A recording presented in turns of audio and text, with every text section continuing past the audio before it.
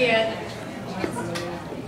I hope you enjoyed your dinner and are ready for an exciting presentation. Tonight we are honored to have 12 of the most exceptional creative personalities from the art and design team at Universal Orlando Resort with us this evening. They are the artists and artisans who bring to life the theme park's signature annual events, including Halloween Horror Nights, Mardi Gras, and other spectacular holiday events, as well as grand openings of world-famous attractions. Don't miss visiting the Serious Art of Make-Believe exhibition here at the History Center to see some of their creative genius on display. We are so pleased that you all are here for this outstanding opportunity. Before we begin, I must remind all of you to silence your cell phones, please. Thank you. Now, I would like to take a moment to recognize some of the special guests with us this evening. If they would please, you can wave your hand or just wave to be recognized. From Universal Orlando Resort, we have Allison Lindell, Senior Manager of Publicity. Woohoo! There you are. And Maxie Runkari, Design Studio Administrator in Art and Design. You can see they brought their own cheering group too. We have our Historical Society Board Chairman Joanna Clark and her husband Jordan. And board member Mark Line and wife Janet. And our friends from the Orange County Public Schools. And it's so cool to have you all here tonight. I would also like to take a moment to recognize any members or volunteers of the Historical Society of Central Florida who are here. You just wave, please, because you are important. We cannot do without your support, and ticket proceeds from tonight benefit the Historical Society, and we're very proud of that. And I want you to know that 81% of the funds that we do raise go directly back into our programs and our exhibits. So we're very proud of that. So now please welcome Universal's Director of Art and Design Entertainment, TJ Manarino, who will introduce the art and design members with him on the panel. Thank you, TJ. I didn't know you was TJ. Thank you very much, Sarah. Let's go ahead and bring the group up. I'm going to put you up in chairs because we want to talk a little bit before we actually introduce all of them.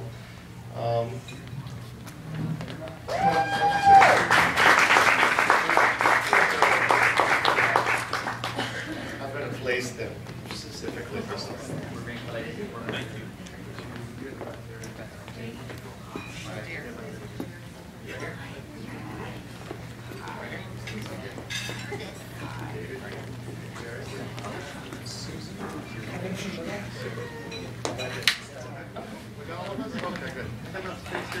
Yes, you should. Okay.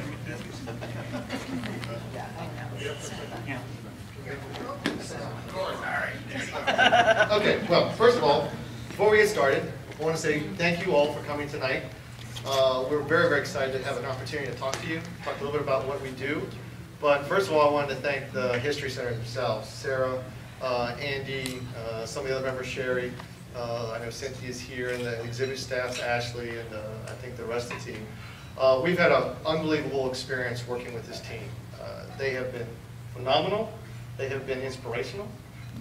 We have actually enjoyed the partnership that actually started almost a year ago to kind of bring this exhibit to life. They have actually taken us and what we do and put it in a whole new light. For us as artists who've been doing this for many, many years, we look at a piece of paper that we draw and we think, okay, great, that's done, move on. And they've actually resonated it to a level of this is history. And we're like, this is fascinating for us. So we've actually really enjoyed that. It actually inspired us to a whole new level. And a lot of the points that when we started this kind of partnership many, many months and years ago now was about what we do every day is all about inspiring that next generation. And we're so happy to have the teachers here tonight to be able to talk to you guys a little bit about what it is we do. And really, it becomes a passion, it becomes an inspiration, it becomes starting many, many years ago, somebody in our lives either gave us something that excited us, showed us something that kind of, really responded to what we do. And then many years later, now we've been able to kind of do that same thing, and to be able to talk about it in this forum for this audience is a joy. So I want to say thank you all for coming tonight for that stuff. Now, with that, what I'm going to do is I'm going to talk a little bit of story about what it is we do and how we do it. And while I do that, I'm going to slowly introduce these wonderful, talented people that are behind me. And what I'm going to ask them to do when I actually get to their part or their role in this wonderful experience is talk about who they are, how many years they've been doing this professionally, how many years they've been in Central Florida, because this really is a group that's been together for many years in Central Florida. And at that point, we'll actually continue on down the panel, and you'll kind of get a sense of how all these different personalities, these wonderful different talents, touch every piece of this product that you saw in the other room over there. And it's not all just one style. It's not all one personality. It's all not one skill set. This is an unbelievable group of collaboration, of talent, artistry, and skill that brings all this stuff to life. And as you can see, it's a mix of people too. And the fun part of a fun little story, because you're going to hear lots of stories tonight, is that when we sat down tonight, I was able to ask all of them, if we were to get a short to represent our department, what color would you choose? Can you see? Nobody picked the same color. We got a few maybe similar or something like that. So that right off the top tells you the diverse group of what they find that inspires them, that they get excited about. So that's kind of the beginnings of where this all started. And a thank you for us to be able to have this opportunity to do it. But the thing that's coming part of my experience with the design itself, I've actually been the art director or the design director for Universal Studios for 15 years. Professionally been working in the art industry or community for close to 26, 27 years. Moved to Orlando in 1990. Came down here to follow my dream with the movie industry. And got inspired by a lot of work that was happening here. Since then now, 22 years later, have been able to make a career out of it and be fascinated and excited every day I get up and come to work. But the process starts always the same. It doesn't matter who these individuals start the process, what they're asked to do, draw a picture, paint a portrait, create a project, a prop, a character, a piece of sculpture. They all start the same way. And that's probably the most fascinating thing when we sat down with the History Center. It's interesting because the story that you see across the way here has the same steps. It doesn't matter who starts the process, who ends the process, how many different people touch it along the way. It goes through, and we broke it down into 10 simple steps to talk to our audience, what it takes to create a piece of imagination, a piece of something that pops out of your mind, a word that comes to you, maybe even a feeling, and make it reality. Make it come to life, make it interact with your audience, make it have fun, make it play with you, make it scare you, make it give you a cheerful moment or a sense of sadness. But it all starts the same way. It starts with that first image. What is that ideal? What is that one thing you want to create? What is that inspiration you want to provide? It starts with the written word sometimes. It starts with a writer. It starts with somebody to conceptualize that. A person who on our panel who does that is Rick Spencer over here in the back. I'm going to ask Rick to say a little bit about who he is, what he's done.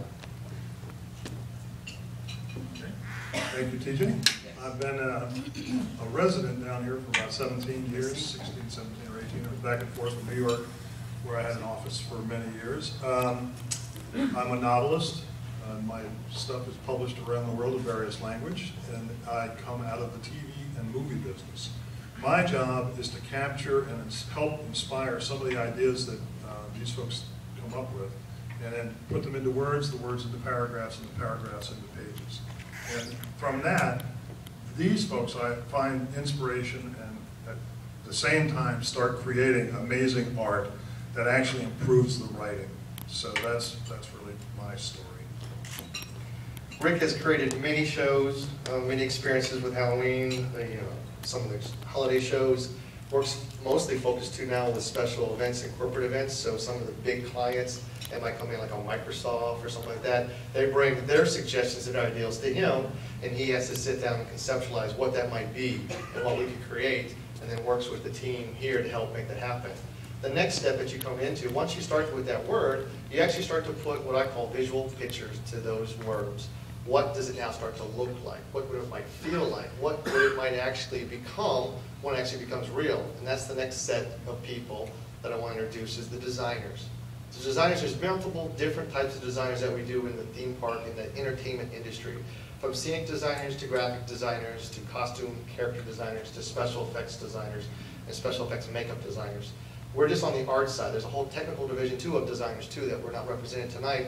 This is just more the physical art aspects of it. I'm going to talk just this point about scenic designers, people that actually look at the written word and start to figure out the hard subject of how do we make that real? How do you make something that says explosive into a piece of scenery and make it physical, have dimensions, have scale, have shape to it, and have you as the audience come in contact with that? Because the number one thing at Universal we love to do is to bring our audience in contact with the product. We don't want you to watch it, we don't want you to view it, we want you to actually interact with it. So some of tonight I'm going to come out, no, I'm joking. But with that, the design set is this group right here. We have 4 wonderful designers from David Hughes to Mary Nessler to Kim Grommel and Curtis Hopkins. And I'll start with David to talk a little bit about himself, where he came from, how many years you've been in Central Florida. Hi, I'm David, and first I gotta say I'm staring out here, and it's all teachers. And at first it's like, that's intimidating. And I just want you to take a look at everybody here and just realize we were all the weird kids in high school. So when you go back to classes and you see that weird kid, know there's hope. Okay? Just take a second, look at him and know that. I've been in Central Florida since 1987. I started with Disney. I went freelance for about 10 years, did a little bit of television, worked on Mickey Mouse Club, and then started with Universal back in '95. And for about the last 10 years, kind of been working exclusively with Halloween Horror Nights, designing the mazes and doing that. What's turned into pretty much a year-round job. How much do you want me to talk about what we do? Well, I think we'll step and go over Okay. here because we're going to come back and get into questions about the product and stuff later. Just tell them about yourself. This is Kim. Hi, I'm Kim Grommel, and I've been with Universal 13 years. I came down here 15 years ago, freelanced with Disney and some of the other parks around town. Before that, I was up in near Philadelphia, and I was an illustrator up there. And I did anything that would pay the rent. I did magazine covers, game covers. I did over 600 postage stamps for foreign countries. I came down here as a painter. Didn't know about the 3D world, about designing something and turning it into something that you actually build and stand up. And where David comes from a theater background, I came from a 2D background. But found that I had a certain ability to figure that out, to take 2D and design it and create a 3D environment. So, and actually I start with a blank piece of paper and a pencil. And TJ mentioned that. If you go through our exhibit there, you'll see a lot of doodles. That's what we start with. All of us. People think in this day and age it's all about computers and everybody sits there at a computer programmer and figure it out. I think all of us start with a blank piece of paper and a pencil. And that's how our drawings start. I like to paint, so once I get started on my drawings, some of my paintings are up here, you notice, on both sides. We take it from there, and then eventually we'll get into computer stuff, but I think every one of us starts with a pencil. Great.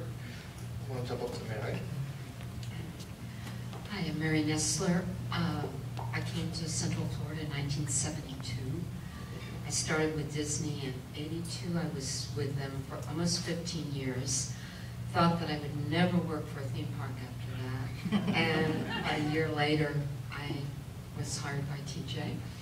I started off with their Christmas, which was a very small program at the time. And we were able to grow it, and it was really exciting. And saw the guys working on Halloween, and I thought, that's so cool, but where are the women? And so I watched and I watched and I lurked and got the opportunity a few years ago to start with Halloween and discovered my dark side and have been doing Halloween streets ever since. I tell people that I'm the Christo of Universal. I get to take an already exciting environment and for 28 days make it my own. And you know, when you have 500,000 people viewing your work in those 28 days, it's a real eye-opening experience, and it's enough to make you immediately think about what can I do next year that's even more exciting. So the opportunities are wonderful. I started off as a fine artist, and I find that that works well for me in that I almost approach my projects as if they were paintings. And, you know, luckily TJ gives me the opportunity to do that. Thank you. Push the microphone to the back. Curtis, our last designer here on the scenic side. Hi, my name is Curtis Hopkins. I actually started out a little bit differently in that I actually started out as an intern here with Universal. I grew up all my life in Florida, in the Tampa area, and then when I was getting into college, I decided to go to Detroit, and I wanted to be a car designer. So I left here, went to Detroit, started doing automotive design, and realized that that's not what I wanted to do, and how much I missed Florida. So I switched to product and exhibit design. It was my junior year, and I just shot my resume to any company I could possibly shoot my resume to get an internship. And I was fortunate enough for TJ to call me, and I did an internship during my junior year. Went back to school for my senior year and told everybody, man, I got to work with Universal for like 3 months. And then upon graduation, I, searching for a place of employment, I called up TJ and I said, I'm getting ready to graduate. I'd love the opportunity to come back. And he said, yeah, I can keep you busy for about 6 months. And that was about 12 years ago. And I had no knowledge whatsoever of entertainment design, coming from an industrial design background. But once I got into it, it was just fascinating. And I started out doing Halloween for a few years, and then I made the switch over to the holiday program in Mardi Gras. So, for the past 5 years, I've gotten to design the Mardi Gras floats, which is kind of like a car, only a little more elaborate, a little more glittery, which is, and it changes every year, which is wonderful. Well, great. Yeah, a fun story. When Curtis called me, it was about 2 weeks prior to graduation. After his internship with us, we recognized the wonderful talent that he was. And he calls me up, he goes, do you have any opportunities, maybe? And my first thought was, if I don't, I'm going to make one. So I said, so how much time do I have? He says, well, I got about 2 weeks, and there's 2 places. I talked to a boat company in Tampa, and somebody over, I think, in a Central Florida area. I said, okay, can you hold them off for 2 weeks? I said, I think I can. Luckily enough, we were able to get, like I said, a temporary 6-month position, and now 12 years later, it's the happiest thing I ever did.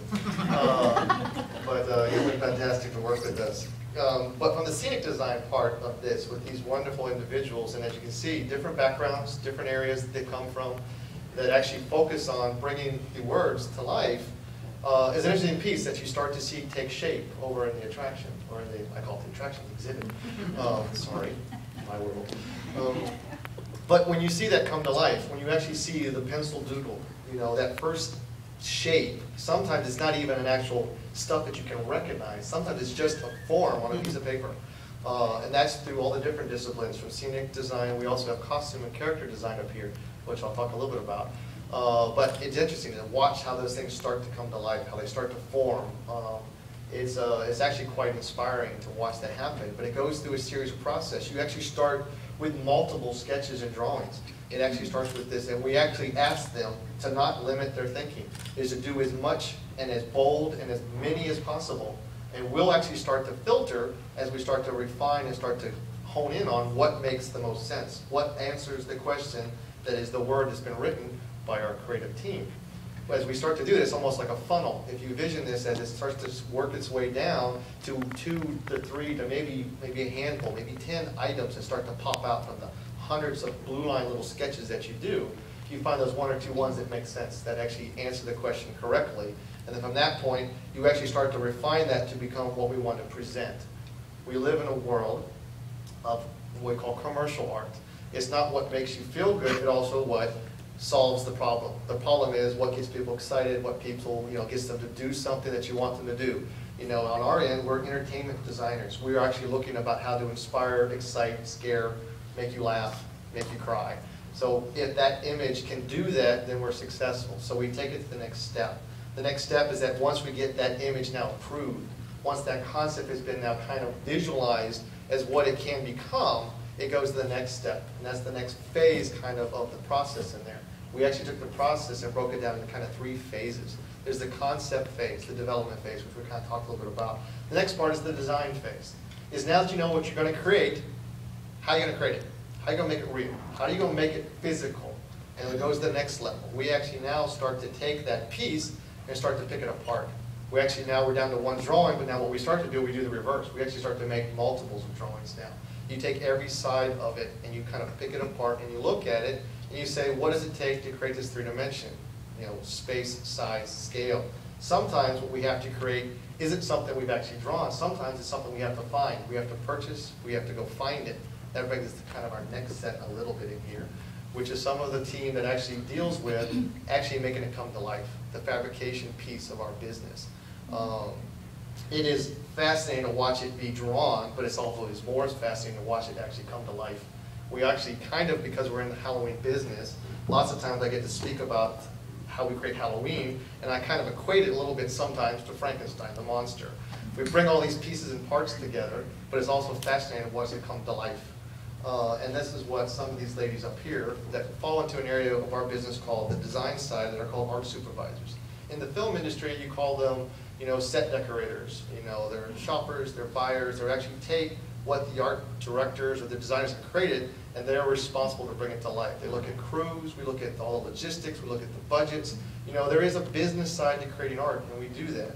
And these ladies do that on a daily basis. They create small things from, I gotta find this unique piece of item that maybe has to be surfaced or researched out of Iowa in a farm somewhere, which we've done. We did a cornfield many years ago, or it's something that has to create multiple worlds that like Mary has talked about, where we take a street and suddenly turn it into this unbelievable, crazy land of Alice in Wonderland. And how do you go out and find, 3-foot tall rabbits? These ladies do it, and I'll let them introduce themselves. And Karen and Jane.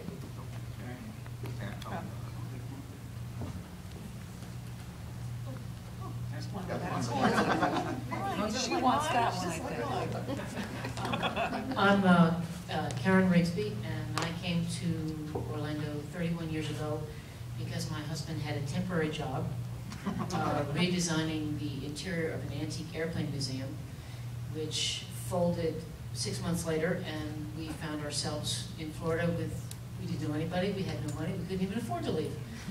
So we got jobs for a theme party company in Tampa. We moved to Tampa. Our first paychecks bounced.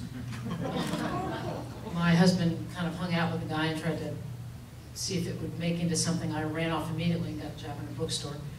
And eventually we got into the theme parties, and then we got into film and television when the industry opened up. And we did that for another, say, 20 years. We both came from theater.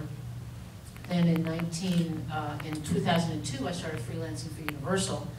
At that point, I was doing set decorating and art coordinating, which is, art coordinating is the budget part of it when you're doing film or television. And set decorating is, like TJ was saying, is where you're taking their ideas and making them real, finding the pieces, finding the, making the pieces work, decorating the room, bringing the theme out into actual physicality. And so I freelanced for Universal a lot, loved it. They offered me a full-time job in 2007. I was on a film.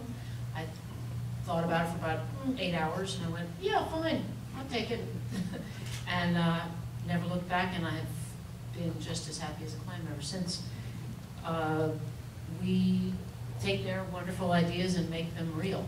We have crews, we have buyers, we buy ourselves, we try to find the way to bring it, make the room or the experience or the float or whatever it is wholly real, bringing their drawings to life, essentially, which is, I guess, what we do.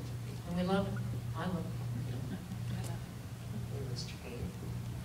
Gene, once you say who you are, I want to ask you a simple question: is what was the most unique thing that you purchased too? So let's talk about who you are first, and then tell me what's the strange thing. I'm Jane Wymore, and I moved back here from New York City in '92.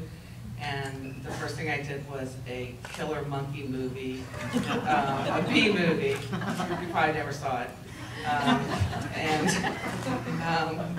That was my first job in film. I basically did film and television. I met a lot of these people either at Mickey Mouse Club. After a killer monkey movie, I did the Mouse Club, pretty much.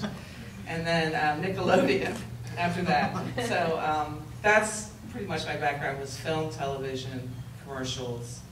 And then since I knew TJ from this very strange puppet show we worked on, he gave me a job about 7 years ago. And Karen and I pretty much do exactly the same, so I won't bore you with any more of that, but she said it so well.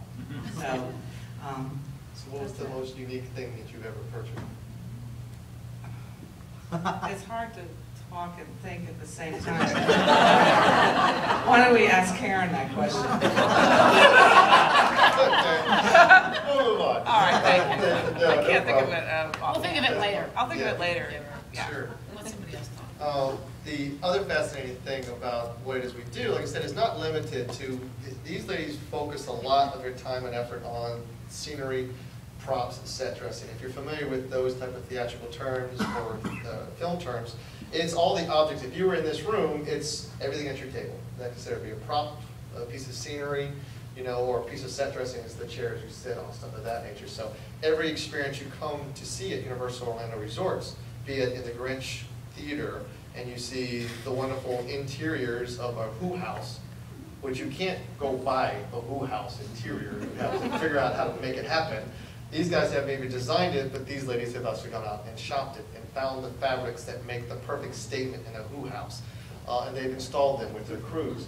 So it's interesting to watch how it comes to life, and it's fascinating to watch the level and the amount of detail that goes into it. You think of the one big object or item that maybe is what the show focuses around, but you don't really make the connection between all the stuff that surrounds maybe that big object or item or that character. So it's fascinating. Another piece that we want to talk a little bit about, even though these people do the design side too, which I'm going to get into, is about the character and the special effects makeup design. They also have them kind of steered into more of the fabrication piece because they're almost twofold. Where on some aspects, our designer worlds do the designs, and these ladies take over, they kind of make it come to life. These two wonderful personalities in the back do both. They actually create the character, but they also become part of actually making it come to life in the fabrication piece. That's our costume design, and like I said, our special effects makeup stuff. Susan actually wears two hats too in the back. She actually is my design manager. And I'll talk about the management of a design studio, which is also interesting. Back to that point to the teachers in the back, I got 14 weird ones, I tell you. That I have fun with every day, but they definitely inspire me. With Susan, and I'll let her talk about what she's been and how many years she's been with us. Thank you, Jane. Hi, I'm Susan Moore. I came to Central Florida for the job, working at Universal 18 years ago. So I've been here forever. Just the way it is. I told someone earlier in the evening that I'm actually doing a lot of the things that I went to school for, which is unusual. I've been through school for theater and always wanted to be a costume designer, and went to school for that and continue to do that at Universal. So it's been great fun. Hi, my name is Michael Burnett. I'm a makeup designer. I've been in Florida now for 7 years. I came, my background is film and television. I grew up in California. Have always been a huge fan of Universal Studios. I grew up in Orange County, California, which is about 60 miles away from Universal Studios in Hollywood. And as a kid, I remember sneaking out and taking a bus to, at about 12 years old, which I would not recommend doing nowadays, because you go through some really bad parts of LA. And going to Universal, so I've always been a big fan of Universal. I got a help as a freelancer when they opened the park here. So I've been involved with Universal since I think 1985, either in Hollywood or here. And the thing I really like about Universal Orlando and what we do with the characters and the makeup and the whole scenic design, especially Halloween's the biggest event that I work on, is that it's a film quality. Like people come in and with Universal having the film background, people expect I think a higher level. And if you've seen the detail in the pictures, even especially Halloween, if you ever get an opportunity to take one of the tours, we offer some special tours where you get to see the haunted houses with the lights on. You'll be amazed at how much detail that you can see. The lighting, we have the special lighting to give the right mood for the Halloween, for the scares, but all the details in there, you could film a movie in there. In fact, they did, I think, two years ago. After Halloween, a film company came in and actually shot a movie in one of our sound stages, one of our haunted houses. So, so that's what I do. Well, great. Well, they take, like I said, a lot of, again, what is the written word about a character. How do we create a character that you've never seen before? How do you create, one of our fascinating characters was a steampunk, which is a style of a wonderful way to create something, but we said, well, we'll put that with Wizard of Oz. And I want to do a steampunk Tin Man. Well, what does that look like? Well, we don't know. Well, Susan and the group came up with those visions of what they could look like, and then also responsible to make it happen. We have a wonderful team of fabricators in-house at Universal, of seamstresses that make a lot of the stuff that you see in the exhibit is stuff that's actually made on property at Universal Orlando. We go out and buy the fabrics. She actually every year tries to make it up to or down to Miami or up to New York where she can, where there's a huge fabric show that deals with all the different types of fabrics and patterns and stuff like that. Sometimes we have to create our own patterns, our fabrics and patterns. For the Grinch Who cast, we wanted all the Who characters to be unique and different, but at the same time we wanted to connect. In the village of Whoville, they're all somewhat strangely connected some way. And if you look at the costume that we have back there, and you look at some of the pictures on the wall, there is a unique pattern that was designed. It actually became parts of the lining, some of the kind of the trim on some of the artwork, or actually the actual wardrobe itself. But it was all done as a holly pattern, kind of Christmas holly, that was designed, printed, and basically built in fabric and sewn into all of the characters' costumes to make them all connect. So again, that all starts kind of with Susan's world and goes on to the fabrication team. On Michael's end, okay, we know what he might look like as a crazy Tin Man, but what does he actually look like in the face? How do you make that face actually real and move? Again, figuring out the dynamics of how do you put makeup and prosthetics and unique and crazy noses on people, but make them sing, make them dance, make them actually talk to you. And figuring out all of those unique aspects behind it is a lot of what Michael does, and does it through sculpting. We don't have a lot of his stuff actually in the space, because we kept it more towards 2D art, but you see pictures of it somewhat represented in the back part of the space. But again, how that all works and comes to life is fascinating, and we've only kind of touched on that story a little bit. Another piece to talk about is the visual aspect of how everything is represented. When you get down to the parts, or the pieces and parts, or how we even message, or how we even tell you the story, sometimes we come back to that single piece. What's the name? What's the name of your show? And what does that logo or that unique graphic look like? Sometimes we have all of these designs, all these characters, and we come down and we ask this lady right here, make it simple, and make it about that big that I can read on a postage note. And Lisa actually is our wonderful scenic graphic designer, and she takes a lot of the stuff that we germinate for many months and asks now to, again, make it simple, make it clean, make it colorful, bright. And she's done that for many years with us and been very successful. Let's talk about where and how many years you've been with us. Okay. Yeah. Hello. My name, I guess this isn't working. How's that? Is that better? My name is Lisa Surplus, and I came to this area in 1980 from Connecticut, which I'm really glad I'm down here because it's a heck of a lot warmer. Went to school. Fortunately, I was born into this. Both my parents were commercial artists, so I kind of came out with a paintbrush in one hand and a crayon in the other. And everything from there has been pretty much history, but I ended up at Universal via a sign company. They coined me, my nickname, the Sign Queen. As I like to say it, environmental design. It sounds a little better than Sign Queen. So anyway, but that translated into working in the attractions side of Universal. I was there for over 7 years, and then ended up with TJ. I met TJ then. We were sharing a room together, or actually sharing a computer at the time. Hey, are you done? I ended up doing graphics, large format printing, logos, and the way TJ mentioned it is, I have to wrap all their ideas up into a little logo and translate that excitement, whatever it ends up being, whether it's, you know, Horror Nights or their whole thing. So you get it in one little exclamation point. So that's basically what I do. But and then I do presentation work. So I take all their beautiful designs and I put a little bit of sexiness into it, and we give it to the guys upstairs and make it look good, and everybody's happy. Oh, fabulous. Yeah, she's if you're familiar with our Halloween event, every year we have close to 13, 16 different attractions. And with that, everyone has a logo that has to be created every year since we changed it, and she's been part of that madness for many years. I'm going to step back here because the process continues through the design, the fabrication piece. We get to the part where we actually start to open the show, and we get out there and we start to make it real. But at the same point, we're opening multiple shows, multiple designs are going at the same time, and then we actually start to figure out, well, how do we manage a design studio like that?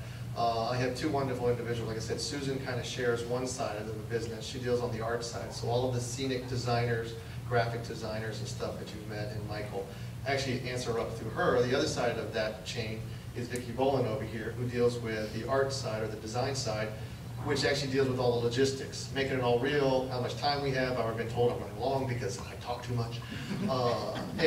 She helps keep me in line in that respect.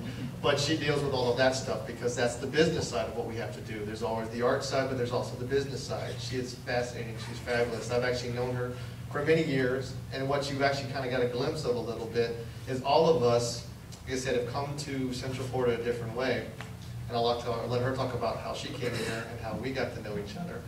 Then when we're going to wrap up real quick, because I'm going to give you guys a chance for questions, I want to talk a little bit about, you know, why we're all together. Hi, I'm Vicki Boland. I've been here about 30 years. I came down as a graphic artist and got introduced to the film and TV industry and decided I would never go back to print. Sorry, Lisa. So my career grew in TV and film, and I was lucky enough to land a job at Nickelodeon Studios. Worked for them for about 7 years, and graduated and came to Universal, and have been with Universal about 13 now. So what TJ was talking about was when I was at Nickelodeon, I was lucky enough that this young man came walking into the office with a little talented resume, and I was like, ooh, I think we need this gentleman on our staff. So I hired TJ. And his first job for me at Nickelodeon was to clean yak buckets. I'm not sure he's really forgiven me for that. But as I tell people in the industry, don't ever burn a bridge. Nurture the people around you, because you never know who might be your boss in the future. I also would like to just say very quickly to the teachers in the room, I was lucky enough in the 6th grade to have a teacher who recognized that I learned differently. I was a visual learner. I was an artist. I was failing school miserably. My parents were upset. They didn't know what to do. But luckily, I had Mr. Rodriguez in the 6th grade who came to my parents to say, don't worry, you have an A student on your hands. She just learns differently. She has to make a pretty picture to understand the question. So it takes her a while to get through the tests. So thank you, teachers. That's why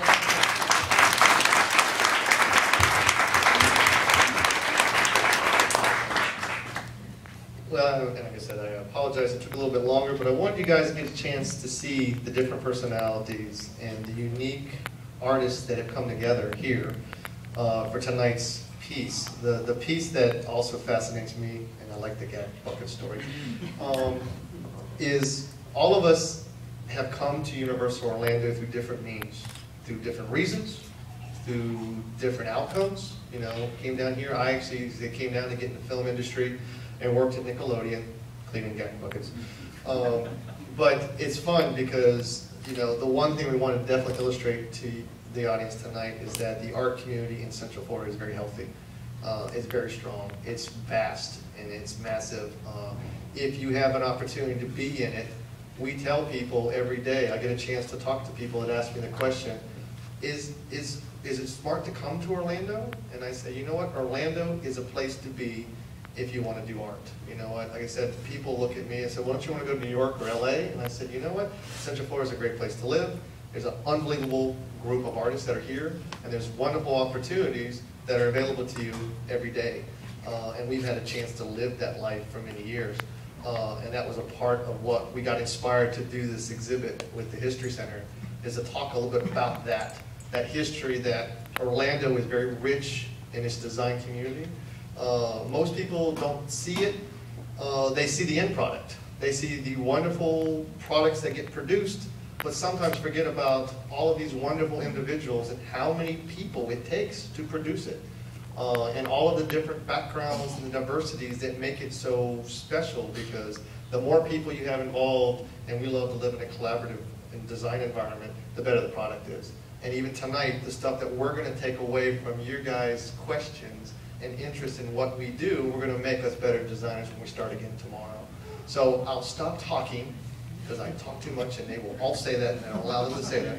But I want to ask you guys some questions, or you guys ask us questions about what is interesting or what is unique or what do you want us to explain. There are some areas I will probably raise my hand and say, I can't answer that question, because we still live in a world that has wonderful products that are in the future.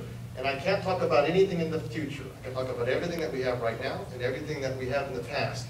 I got one question. We have a question right here, TJ. Yeah. For anybody. Yeah. Two-part question. Number one, what is your favorite project that you've done? And number two, what project do you dream of that hasn't been created yet? Good question. We're going to get slammed on that. Good question. Anybody want to jump on that? That already has an answer? It's got a microphone. I was handed this. Wow. Okay. Well, Halloween Horror Nights, of course, is my favorite. Is there a certain year? I'm sorry? A certain year? A certain year? Probably the year we did with Freddie and Jason. 2007. 2007 was probably, we brought a whole bunch of my favorite horror characters to life, and it was very cool. We did Jason, Freddie, and Leatherface, and recreated them. And one of the cool things was we worked with New Line Cinema, who was who owned that property. So we took all their original pictures and resculpted, created the costumes, the whole thing. We did our own photo shoot, and we had to send them the pictures to get them approved, that they would say that was okay. So the story came back that the executive was looking, had a set of photos in front of him and said, okay, this is great, these are, now let me see what the Universal stuff looks like so I can compare it to our original pictures. And they said, that is the Universal stuff. So he said, okay, well, I guess we did our job. So that was very cool. As far as the second half of that, I'm going to let Susan answer that. Actually, I'd like to answer the first part. For me, working at Universal over all the years, opening Islands of Adventure was a great time.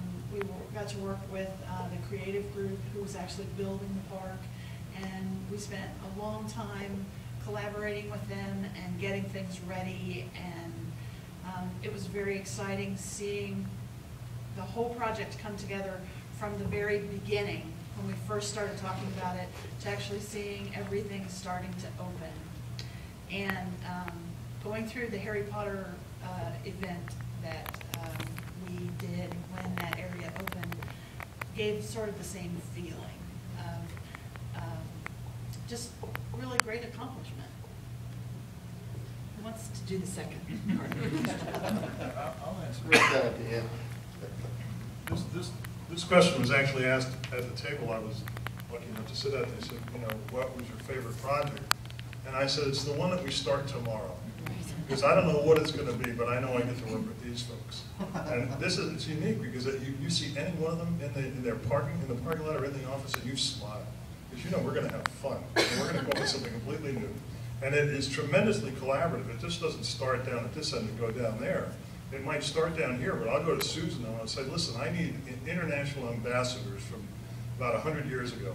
And before I know it, she's got fabric samples. She's named the characters. I collaborate with her. We cast based on this collaboration between her vision and mine, and it just turns out great. Question over here. Yeah. Yes, I have a question. We read recently that the Jaws attraction is going to be going away. So my question is sort of twofold. One, do you have an emotional investment in the projects that you work on? And how do you feel when you think about this attraction that's been there for so long disappearing in the near future? But we can talk about the projects we work on. And the one part that kind of came up a little bit is that we'll help define a little bit about our area of expertise and what we work on. We work on what's called the live show attractions. The stuff that's temporary in nature. It usually has performers involved in it. It's seasonal shows like New Year's Eve and Christmas and Halloween. The live or the permanent attractions like Jaws, Harry Potter, Islands of Adventure is done by a different creative group called Universal Creative. They deal with what we call the permanent buildings, architecture, engineers, that type of different group set. So for us, we could answer the question on the emotional side towards maybe the seasonal stuff that we do. You have one? Your question was sort of, how do we feel about, we were talking Jaws, but it also, I think, falls to sort of the entertainment stuff we do about when it goes away. And I've worked in attractions for a bit, but I've also do the entertainment.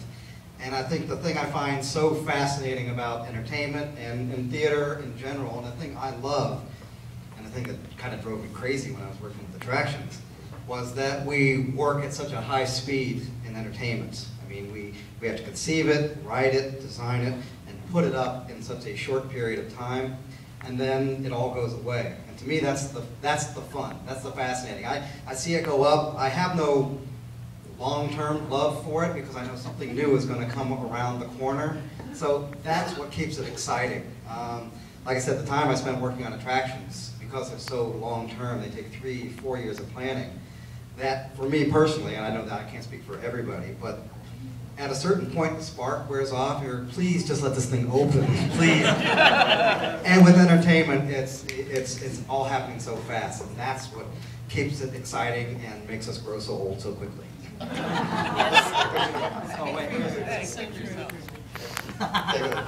What's your normal workflow for a given project from concept to completion, and how long does that usually take? I can talk Halloween on that. David and myself and 2 show directors, Mike Aiello and Patrick Braylard, we started the first week in November working on Halloween for next year. And today we pitched 2 of the houses. We have 6 done, conceptualized. So we have 6 houses figured out. We have 2 more to go by Christmas. And then we'll roll out those 8 houses to our the other managers, lighting, audio, effects, costuming, the second week in January. And starting then, we'll start drawing. We'll start designing what those houses look like. And it's a full year cycle. We'll open Halloween next year, and as it's opening, we'll start looking through that Halloween to see what worked and what didn't work, and start the whole thing over again. And in the middle of that, like this morning, I had a 2-hour meeting with Jane and one of our other buyers, Richie Swim, for Mardi Gras, because I've designed 4 of the Mardi Gras floats, and I've got a painter in from New Orleans painting 4 of the Mardi Gras floats now. He's been working 12 hours a day painting those 4 floats, so kind of juggling, and everybody here juggles multiple projects.